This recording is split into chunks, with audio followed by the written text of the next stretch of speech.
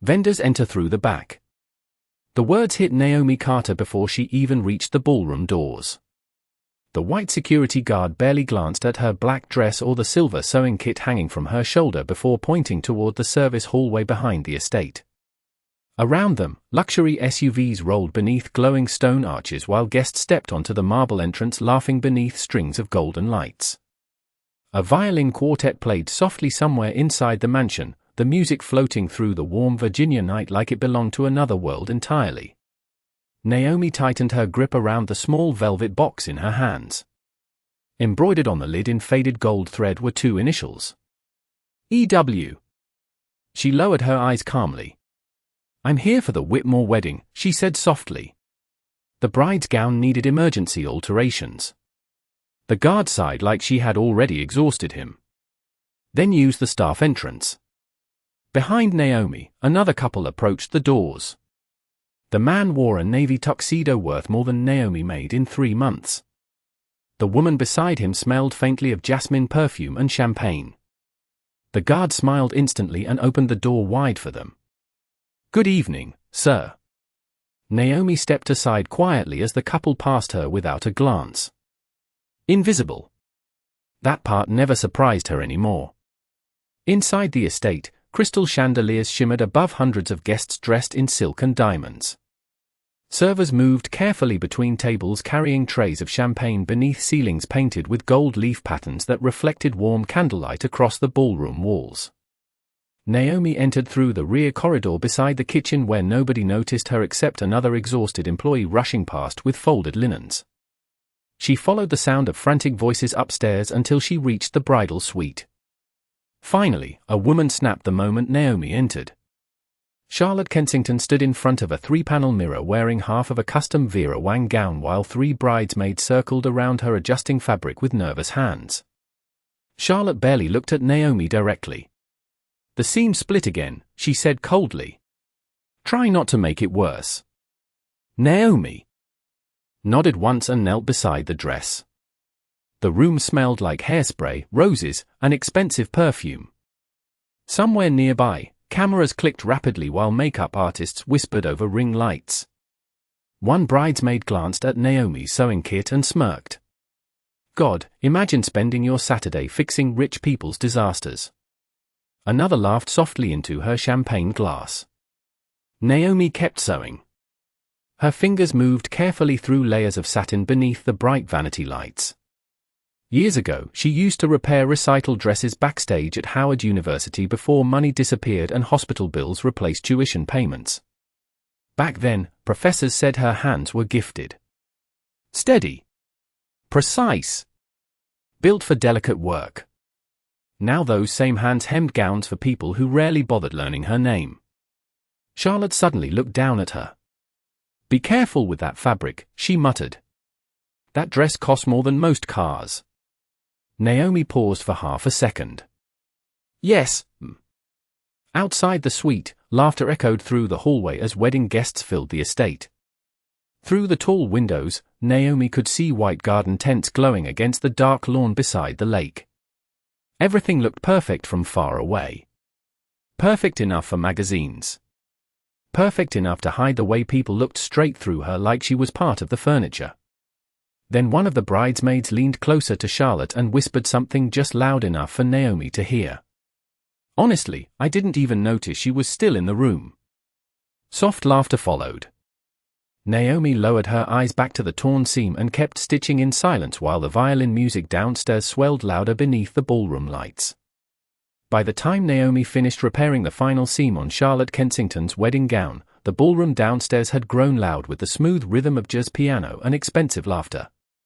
The estate pulsed with warmth and light while servers moved like clockwork beneath towering floral arrangements that smelled of white roses and eucalyptus. Naomi carefully packed away her needles and thread, keeping her movement small and quiet so nobody would accuse her of being in the way again. One of the makeup artists walked past carrying a tray of brushes and glanced toward the repaired gown. "At least she fixed it," the woman murmured under her breath. Charlotte stood in front of the mirror adjusting a diamond earring without smiling. "Well, that is what she is paid for." Naomi lowered her eyes and zipped her sewing kit closed. She had heard versions of that sentence her entire life. Sometimes polite. Sometimes cruel. But always carrying the same meaning. Useful did not mean valued. She stepped out into the hallway and closed the bridal suite door softly behind her. The second floor overlooked the ballroom below through a curved marble balcony wrapped in white orchids and candlelight. Naomi paused for a second as guests drifted beneath her in waves of black tuxedos and glittering gowns. Crystal glasses caught the light like tiny stars each time someone lifted a toast. Somewhere near the grand staircase, a little girl spun in circles beside her mother while soft laughter floated through the air. For a brief moment, the wedding looked almost unreal, like a scene from one of the luxury magazines Naomi used to flip through while waiting beside her mother during overnight hospital visits. She reached into her coat pocket and touched the velvet box again. The fabric felt worn beneath her fingertips. E.W. Ethan Whitmore. Even after all these years, the initials still made something tighten quietly inside her chest. She started toward the rear stairwell when two groomsmen walked past carrying glasses of bourbon. One of them slowed slightly after noticing her. "Hey," he said casually, "staff elevators are downstairs." Naomi stopped politely. "I know." The man nodded toward her black dress and sewing kit. "Good. We are trying to keep the upper level clear before the ceremony photos." Naomi gave a small nod and stepped aside to let them pass. Their polished shoes clicked sharply against the marble floor as they disappeared around the corner, still laughing to each other. Invisible again. Downstairs, the kitchen corridor buzzed with heat and movement. Steam rose from silver trays while chefs shouted timing updates over the sound of clattering dishes. Naomi slipped quietly through the chaos until she reached a side door leading outside toward the lake garden. Cold evening air brushed against her skin the moment she stepped out beneath the string lights. The music from inside softened instantly, muffled now behind thick glass and stone walls. Naomi exhaled slowly. Out here, away from the ballroom, she could finally breathe. The lake stretched dark and still beneath the Virginia night sky, reflecting hundreds of tiny lights from the estate across the water like scattered gold coins. She sat carefully on a white wooden bench near the dock and opened the velvet box for the first time that evening. Inside rested a folded handkerchief stitched with gold thread along the edge. E.W. The fabric was old now, softened by years. Naomi stared at it quietly while distant laughter drifted across the lawn behind her. Then footsteps approached over the gravel path. "Excuse me," a deep voice said from behind her, calm and unfamiliar. "Have we met before?" Naomi's fingers froze around the handkerchief before she slowly turned toward the man standing beneath the garden lights. Naomi slowly rose from the bench as the man stepped closer beneath the hanging garden lights. For a moment, neither of them spoke. The soft wind coming off the lake stirred the edges of his black tuxedo while distant music drifted faintly through the trees behind him. Ethan Whitmore looked different from the photographs that appeared in business magazines and charity galas. Less polished up close.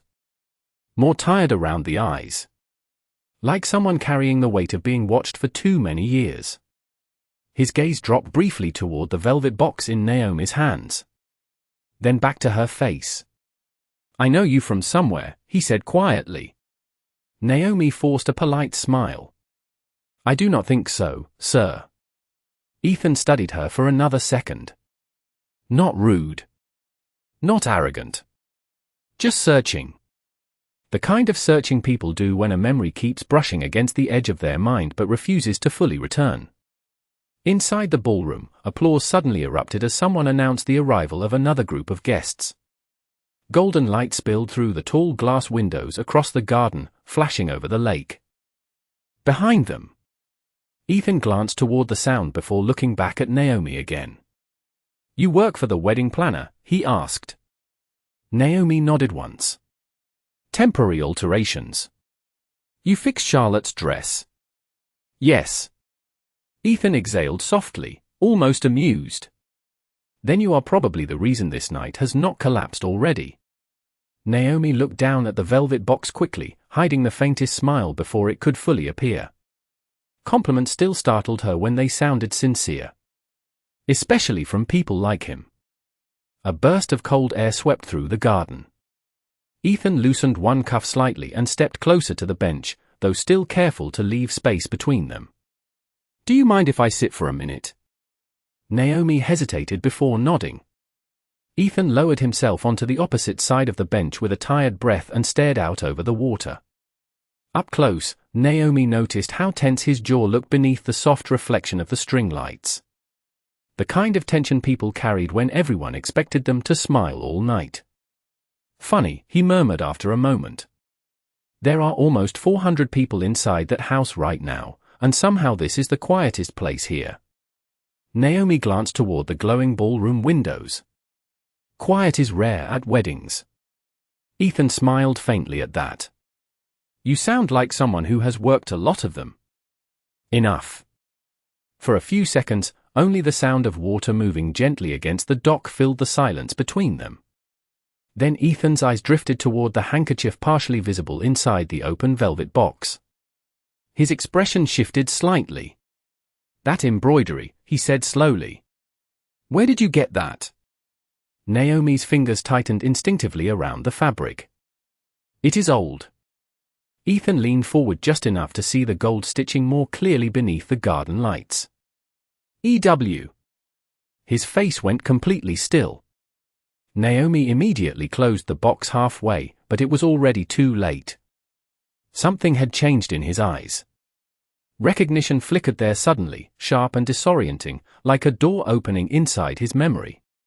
Ethan looked back at Naomi again, this time not through her, not past her, but directly at her. "Wait," he whispered softly. "No." Naomi's heartbeat quickened. Across the lawn, guests continued laughing beneath glowing chandeliers, completely unaware of what was happening beside the lake. Ethan stood slowly from the bench now, staring at her with growing disbelief. "The subway station," he said quietly. "Union Station in D.C. Naomi lowered her gaze immediately. "That was a long time ago." Ethan looked at her like the air had been knocked from his lungs. 8 years disappeared from his face all at once. "You stayed," he said. "Everybody else walked past me, but you stayed." Naomi looked down at the velvet box resting in her hands while the music from the ballroom shifted into a slower melody behind them. Somewhere inside the estate, glasses clinked softly beneath waves of conversation and laughter, but out by the lake everything suddenly felt distant, suspended, like time itself had stepped back for a moment. Ethan remained standing beside the bench, staring at her with disbelief still written across his face. "I knew it," he murmured quietly. "The second I saw that handkerchief." Naomi swallowed carefully. "You were not supposed to remember me."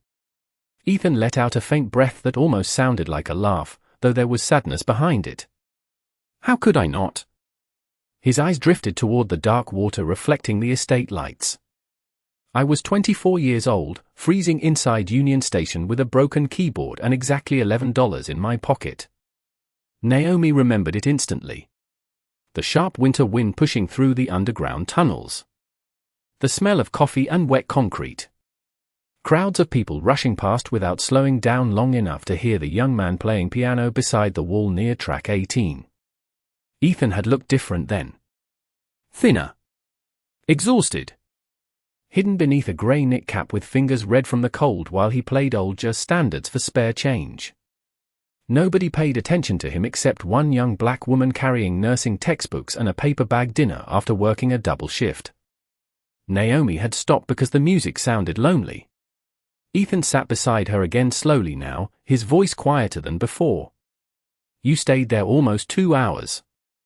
Naomi smiled faintly at the memory despite herself.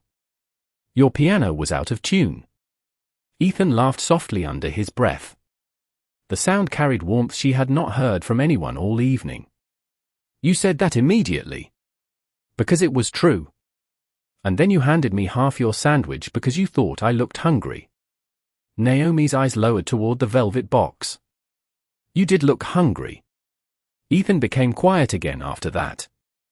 The kind of silence that carried years inside it. A breeze moved gently through the garden trees while distant candlelight flickered across the path leading back toward the ballroom. "You told me something that night," Ethan said finally. "I have never forgotten it." Naomi looked at him cautiously. Ethan's expression softened beneath the hanging lights. "You said, one day people will stop walking past you." Naomi felt her chest tighten unexpectedly. She had forgotten those exact words until hearing them now in his voice. Ethan leaned back slightly against the bench, staring up toward the glowing mansion windows where shadows moved behind crystal glass. "Funny thing is," he said quietly, "they did." He gestured faintly toward the estate. "Eventually everybody stopped walking past me." Naomi followed his gaze toward the ballroom filled with wealth, cameras, politicians, and old family names stitched into generations of money. Ethan Whitmore had become exactly what newspapers loved to print. Young billionaire investor. Tech founder. Philanthropist. America's golden success story. But sitting beside her now, he looked more like the young man from Union Station than the polished face on magazine covers. "You disappeared after that night," he said softly. Naomi hesitated before answering. "Life happened." Ethan looked back at her carefully, noticing the tiredness beneath her calm expression for the first time. The worn edges of her sewing kit. The faint needle marks on her fingertips. The exhaustion hidden beneath elegance. Before he could speak again, sharp heels clicked suddenly against the stone garden path behind them. "Ethan." The voice sliced through the quiet instantly. Charlotte Kensington stood beneath the archway leading toward the lawn, her white satin gown glowing beneath the lights like polished marble. Two bridesmaids hovered behind her holding champagne glasses and uneasy smiles. Charlotte's eyes moved from Ethan to Naomi sitting beside him on the bench. Her expression changed almost immediately.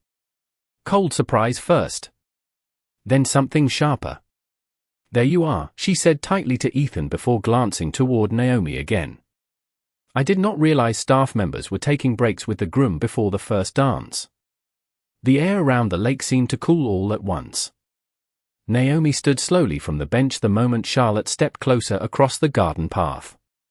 The warmth from the earlier conversation vanished almost instantly beneath the sharp tension now hanging in the cold night air. Behind Charlotte, the two bridesmaids exchanged quick glances while pretending not to stare too openly. From inside the estate, the piano shifted into a softer melody as guests gathered near the ballroom for the reception announcements. Ethan remained seated for half a second longer before rising calmly beside Naomi. "Charlotte," he said evenly, "we were just talking." Charlotte folded her arms lightly across the front of her gown, careful not to wrinkle the satin. "Clearly." Her eyes drifted toward Naomi again. "Not openly hateful. Somehow worse than that. Controlled. Polished. The kind of look wealthy people perfected when they wanted someone to feel small without raising their voice. I thought vendors were supposed to stay behind the service areas during guest hours," she said. Naomi lowered her gaze politely. "I was just leaving." Ethan looked toward her immediately. "You do not have to leave." Charlotte gave a soft laugh that carried no warmth whatsoever. "Ethan, the photographers are waiting inside, and my father has already asked twice where you disappeared to." Then she glanced back at Naomi. "I am sure she understands this is not really the place for personal conversations." Naomi felt the familiar sting settle quietly beneath her ribs. Not because the words surprised her. Because they did not. People like Charlotte never had to say exactly what they meant. Their tone did it for them. Their pauses did it. Their smiles did it. Ethan's jaw tightened slightly beneath the garden lights. "Her name is Naomi," he said carefully. Charlotte blinked once. One of the bridesmaids shifted uncomfortably beside her champagne glass. Charlotte tilted her head slightly as if Ethan had just corrected something embarrassingly minor. "Right. Naomi." She spoke the name politely now, but too late. The damage had already landed. Naomi closed the velvet box gently in her hands. "It is fine," she said softly. "I should get back inside anyway." Charlotte stepped aside from the path with a graceful motion, allowing Naomi to pass first like a queen dismissing someone from court. As Naomi walked toward the estate, she could feel eyes following her all the way across the lawn. The string lights above blurred softly against the darkness while cold wind brushed through the trees beside the lake. Behind her, Charlotte lowered her voice toward Ethan. "Since when do you sit alone outside with hired staff during your own wedding?" Ethan did not answer immediately. Naomi kept walking. The closer she came to the ballroom, the louder the music and conversation became until the estate swallowed her back into warmth, light, and noise once again. Inside, servers rushed across polished marble floors carrying trays of champagne while photographers adjusted giant camera lenses beneath chandeliers the size of small cars. Nobody noticed Naomi slipping quietly through the crowd except one older woman near the entrance who frowned slightly at the sewing kit still hanging from her shoulder. "Excuse me," the woman muttered to another guest nearby, not softly enough. "I thought staff was supposed to use the rear corridor tonight." Naomi pretended not to hear it. She moved toward the side hallway near the catering station where fewer guests gathered, but before she could reach it, a sharp voice stopped her again. "There you are." Charlotte's mother descended the staircase slowly, wrapped in silver silk and diamonds that glittered beneath the ballroom lights.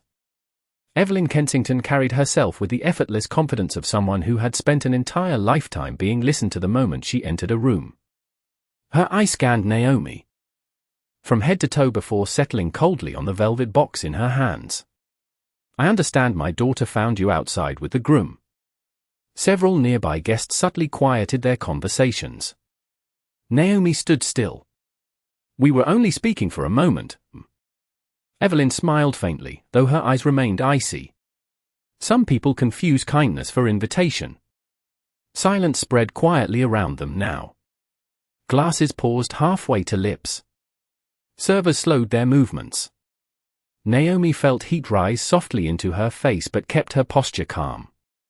Then Evelyn stepped slightly closer and said the sentence quietly enough to sound elegant, yet loud enough for everyone nearby to hear.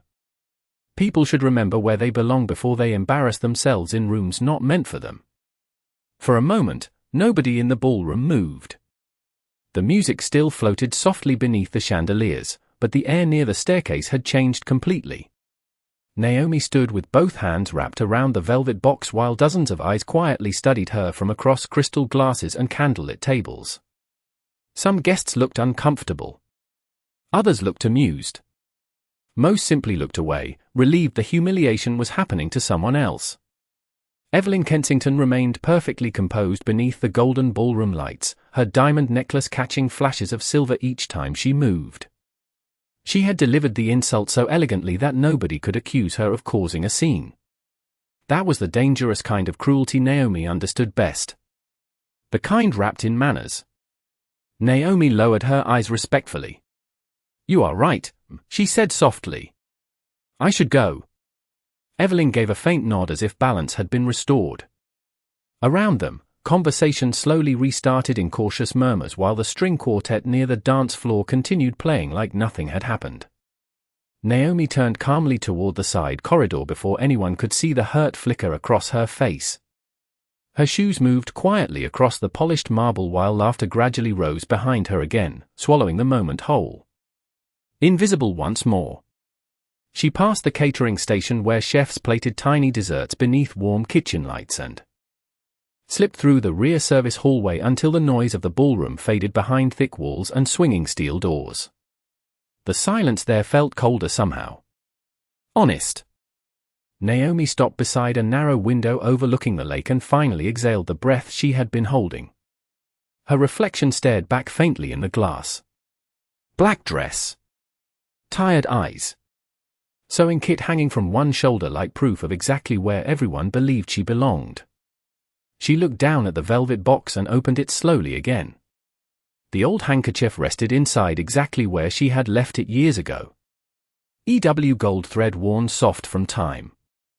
Naomi brushed her thumb carefully across the embroidery while rain began tapping lightly against the outside window pane. Just a soft drizzle at first. The kind of rain that made wealthy estates glow warmer from inside while the world beyond them turned grey and distant. She remembered Union Station again. Ethan sitting beside the piano with frozen hands and exhausted eyes. The way strangers walked around him without slowing down. The way he had smiled with genuine surprise when she stayed to listen. Back then, he had not been Ethan Whitmore the billionaire. He had simply been a lonely young man trying not to disappear beneath a city moving too fast to care. Naomi closed her eyes briefly. Funny how life worked. Years ago she had told him people would stop walking past him one day. Tonight everyone in that ballroom stopped for him. Listened for him. Waited for him. And somehow she had become the invisible one instead. A distant burst of applause echoed faintly through the hallway. The reception announcements had started. Naomi carefully placed the handkerchief back into the box and shut it gently. Her mother always used to tell her that dignity was quiet.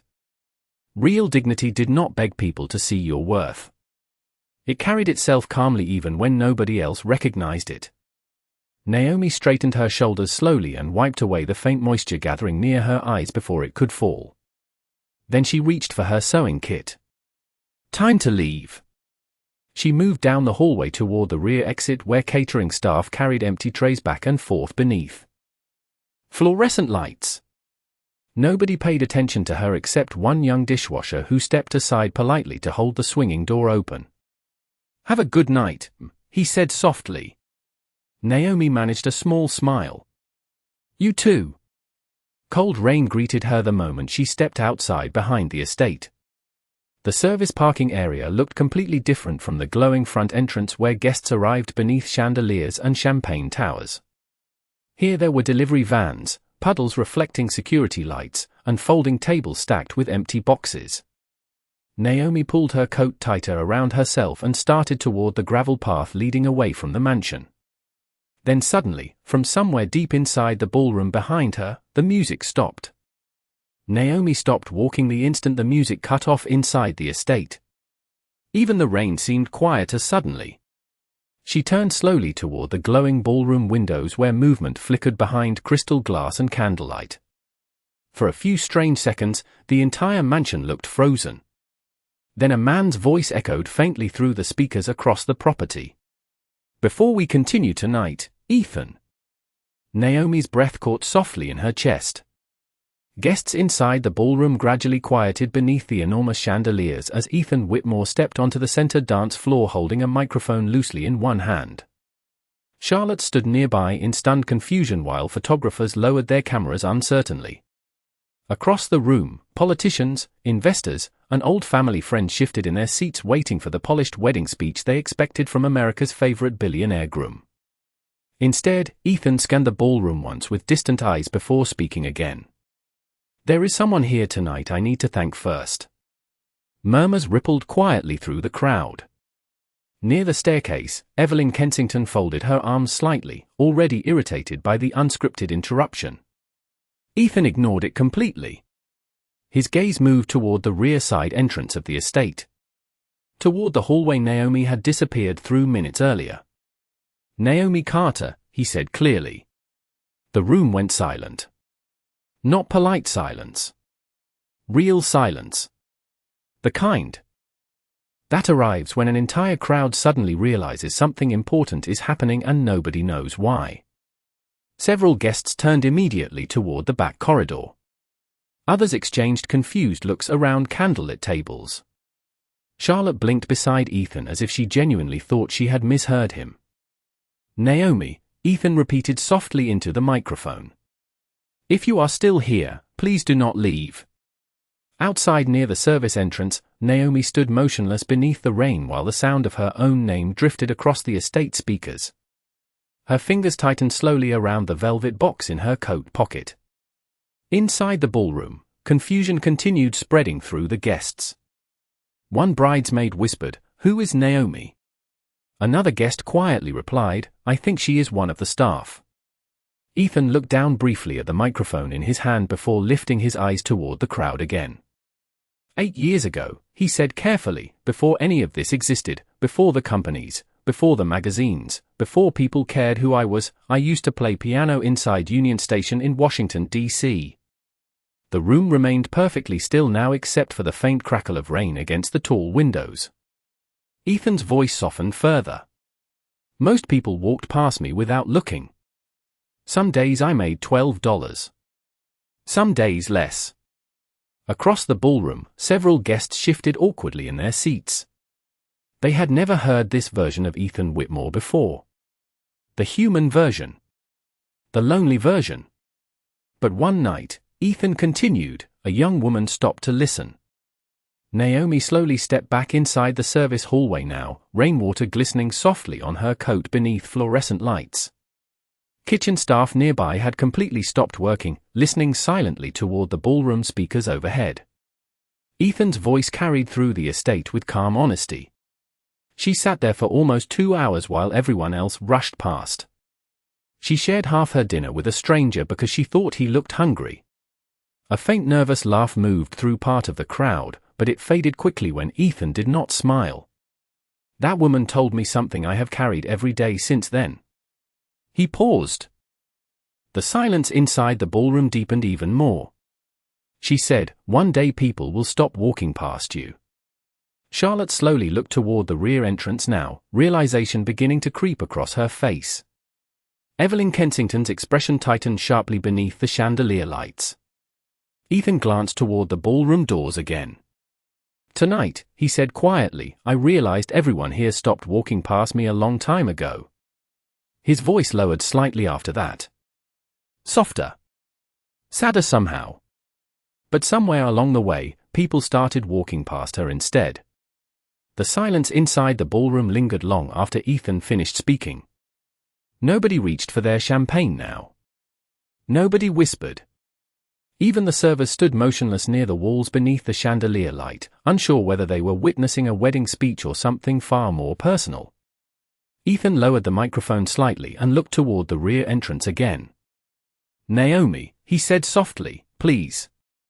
Near the service hallway, Naomi felt every eye in the estate turning toward her before she even stepped forward. The young dishwasher beside the kitchen doors looked at her with wide disbelief while cooks and catering staff slowly moved aside to clear the path. Naomi hesitated for only a second. Then she straightened her shoulders and walked toward the ballroom. Her shoes clicked quietly against the marble floor as she entered beneath the golden lights once again, but this time nobody looked through her. Hundreds of faces followed her movement across the room. Some confused. Some ashamed. Some suddenly realizing they had passed her 3 or 4 times tonight without ever seeing her at all. Ethan watched her approach with an expression that carried equal parts gratitude and regret. Charlotte remained beside the dance floor completely still, her bouquet lowered loosely at her side now. Naomi stopped several feet away from Ethan beneath the enormous chandelier hanging above the center of the ballroom. The rain outside tapped gently against the windows while cameras remained forgotten on nearby tables. Ethan lifted the microphone again slowly. "I spent years believing success happened because I worked harder than everyone else," he said quietly. "But the truth is, some people survive long enough to succeed only because one person showed them kindness when nobody else would." Naomi lowered her eyes modestly. Ethan looked toward the guests surrounding them. 8 years ago, I was invisible to almost everybody in that train station. Except her. His voice tightened slightly. Naomi sat there and listened to me play piano when I could barely afford dinner. She gave me food she probably needed herself. Several guests exchanged uncomfortable glances now. Evelyn Kensington stood near the staircase with her lips pressed tightly together, no longer able to hide the growing embarrassment in her expression. Ethan continued calmly. "Tonight I watched people ignore her in this room the same way strangers used to ignore me." The words landed heavily across the ballroom. Naomi could feel it immediately. Eyes lowering. Faces shifting. Quiet shame spreading through silk and diamonds beneath the chandeliers. Charlotte finally stepped forward slowly, her voice quieter now than Naomi had heard all evening. "Naomi," she said carefully, "I did not realize," her words faded before she could finish. Because suddenly there was nothing elegant left to hide behind. Naomi looked at her gently. Not angry. Not triumphant. Just tired. Charlotte swallowed hard beneath the attention of the entire room. "I am sorry," she said finally. The ballroom remained silent after that. Naomi could have embarrassed her then. Could have returned every cold glance and dismissive comment from the night back onto the people who deserved it. Instead, she simply gave a small nod. "Thank you," she said softly. That was all. No speech. No revenge. Just grace. Ethan stared at her for a moment like he still could not fully believe she was standing there. Then his eyes dropped toward the velvet box still held carefully in her hands. "You kept it all these years?" Naomi opened the box slowly beneath the chandelier light. The old handkerchief rested inside, gold initials glowing softly against worn white fabric. A faint smile touched her face. "You forgot this on the piano bench after I left." Ethan let out a quiet breath that almost broke into laughter. "I searched for that thing for 2 weeks." A few guests smiled softly through the tension now, but Ethan's eyes never left Naomi. "You know," he said gently, "that was the first night anybody ever believed I might become something." Naomi looked up at him fully then. "You already were something," she answered quietly. "You just needed someone to stop and notice." For several long seconds after Naomi spoke, nobody in the ballroom said a word. The chandeliers above them glowed softly against polished marble floors while rain traced silver lines down the tall windows overlooking the lake. Somewhere near the orchestra platform, a violinist slowly lowered his instrument, uncertain whether the reception was supposed to continue at all. Ethan stood motionless beneath the golden light, staring at Naomi with the kind of expression people carried when they realized the most important moment of their life had happened years earlier and they had only just understood it now. Around them, guests shifted quietly in their seats. Some looked embarrassed. Others thoughtful. A few older couples watched Naomi with softened eyes, as if remembering every person they had once overlooked in their own lives. Charlotte remained near the center of the dance floor holding her bouquet loosely while the weight of the evening settled visibly across her face. For the first time all night, she no longer looked like the perfect socialite bride from magazine covers. She simply looked human. Ethan glanced around the ballroom slowly before handing the microphone to the wedding band leader. "Can you play something slower?" he asked quietly. The older pianist nodded once and sat back down at the grand piano beneath the stage lights. A soft melody drifted gently through the ballroom moments later, warm and delicate against the steady rain outside. Ethan turned back toward Naomi. "Would you do me one more kindness tonight?" Naomi blinked softly. "What is that?" Ethan offered his hand. "Dance with me." A quiet wave of surprise moved through the guests. Charlotte's eyes widened slightly beside them, but she said nothing. Neither did Evelyn Kensington. The entire ballroom waited. Naomi looked down at Ethan's hand for a long moment. Years ago that same hand had trembled above worn piano keys inside a freezing train station while strangers hurried past without stopping. Now it belonged to one of the most powerful men in the room, and somehow it still looked exactly the same to her. Human. Vulnerable. Real. Slowly, Naomi placed her hand in his. Ethan guided her gently toward the center of the dance floor beneath the chandelier light while hundreds of guests watched in complete silence. Nobody laughed now. Nobody whispered about staff entrances or where people belonged. The only sound in the ballroom was the soft piano melody floating through the air like falling snow. Ethan rested one hand respectfully near Naomi's shoulder while they moved slowly across the polished floor. "You know," he said quietly enough that only she could hear, "for years I kept wondering why success never felt the way I thought it would." Naomi looked up at him calmly. "And now?" Ethan glanced around the ballroom filled with wealth, cameras, politicians, and old family names before looking back at her. "Now I think it is because none of it meant much if I became the kind of person who forgot the people who saw me before the world did." Naomi's eyes softened slightly at that. Around them, guests slowly began lowering their heads, lost inside private thoughts of their own. Some watched with shame.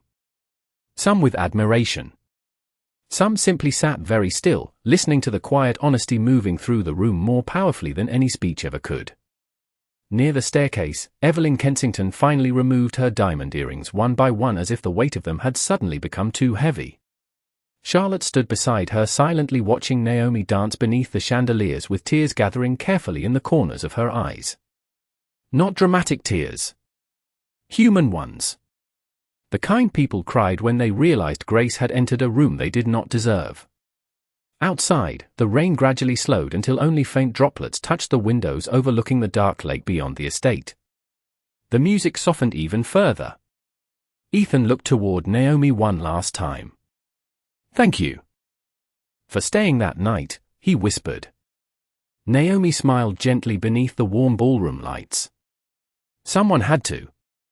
The piano played on quietly after that while the guests sat in silence around them, and for the first time since Naomi arrived at the estate, nobody looked through her anymore.